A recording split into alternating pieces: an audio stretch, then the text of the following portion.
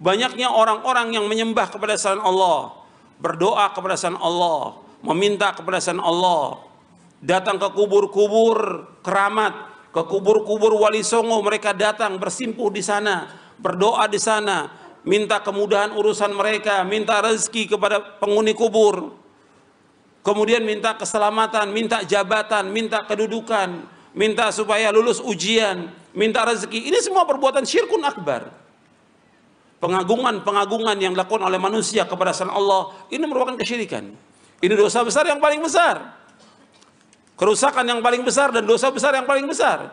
Karena Allah menyebutkan dalam Al-Quran bahwa kezoliman yang paling besar itu apa? Kezoliman yang paling besar syirik. Kezoliman yang paling besar.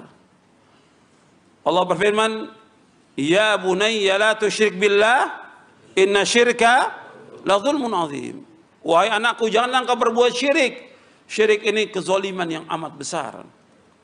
Makanya kita wajib ingatkan manusia, sebagaimana para rasul alaihi wassalatu wassalam menasihati mereka agar mereka menjauhkan perbuatan syirik, dan diajak mereka untuk berpikir.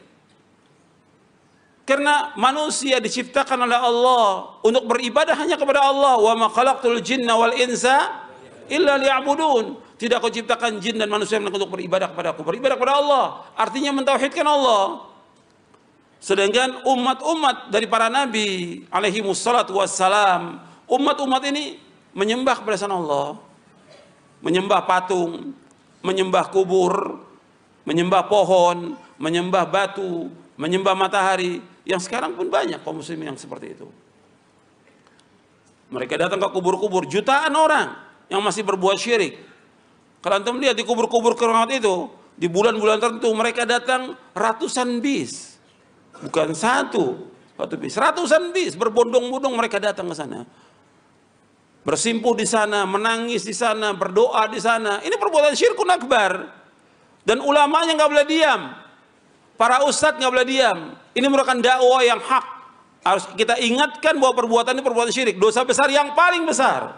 Sebab Allah menyebutkan dalam Al-Quran bahwa dosa yang mereka lakukan itu nggak akan diampuni oleh Allah. Allah berfirman di dalam surah An-Nisa ayat 48, innallaha la yaghfiru ayyushraka bihi wa yaghfiru ma duna dzalika liman yasha wa may yusyrik billahi faqad iftara itsman 'azima. Sesungguhnya Allah tidak mengampuni dosa orang berbuat syirik, dan Allah mengampuni dosa selain itu bagi siapa yang Allah kehendaki. Barang siapa berbuat syirik, maka sungguh dia telah berbuat dosa besar yang paling besar. Bahkan Allah menyebutkan orang yang berbuat syirik dia telah sesat dari jalan siratal mustaqim. Di ayat 116 yang di surah yang sama Allah berfirman, innallaha la yaghfiru ayyushraka bihi wa yaghfiru ma duna dzalika liman yasha wa man yusyrik billahi faqad dhalla dhalalan ba'ida. Sesungguhnya Allah tidak mengampuni dosa yang berbuat syirik, dan Allah mengampuni dosa selain itu. Barang siapa yang berbuat syirik, maka sungguh dia telah sesat dengan kesesatan yang jauh. Syirik nggak bisa dibenarkan, nggak bisa pakai alasan ini sudah kebiasaan kita dari dulu, ini dari zaman nenek moyang seperti ini. Nggak bisa. Ya syirik tetap syirik, dosa besar yang paling besar, kezaliman yang paling zalim.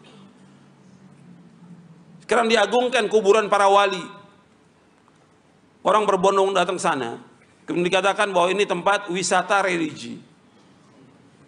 Ini perbuatan syirik, nggak bisa dilestarikan perbuatan syirik. Yang wajib diingatkan, ini sebab turunnya azab Allah kepada bangsa ini.